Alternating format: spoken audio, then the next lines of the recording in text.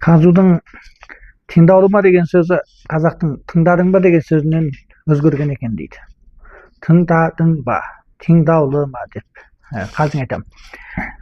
Бұларды зерттегеннен гөрі менше біз 50 жылдық құбыр деген нәрсені зерттегеніміз дұрыс. Құбыр әңгімесі кітабы деген бір кітап бар. Осы кітапта 50 жылдық құбыр және 5 жылдық құбыр деген бір идея айтылады. 50 жылдық құбыр ол өзіңнің келешегіңе, яғни қартайған кезіңде істететін ақшаңды жинау. Бұл енді бүгінгі кездегі мына ұялы бойшам бар ғой, шыбау дейміз, осыған байланыстырады.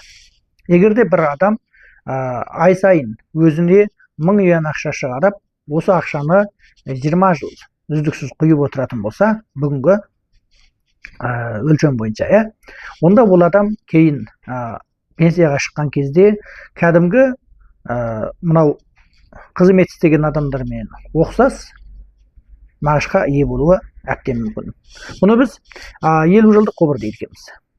Ал енді сонымен қатар 5 жылдық құбыр деген нәрсе бар.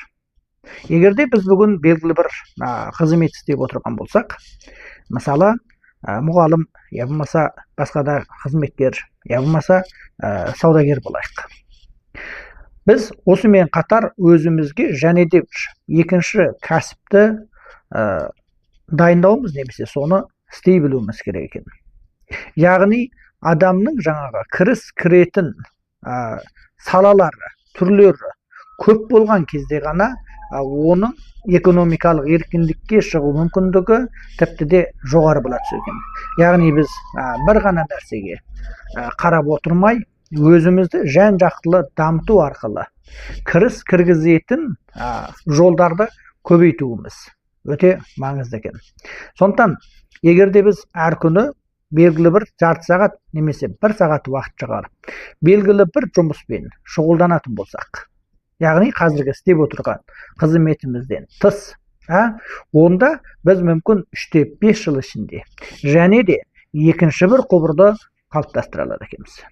Жақсы достар, егерде құбыр әңгімесі кітабы арқылы бұл жағындағы тіпті де көптеген құбыр қалыптастыру білімін білгіңіз келсе, онда жоғарыда тұрған Атой 2025-ті қосып алыңыздағы құбыр әңгімесі кітабын оқып көріңіз.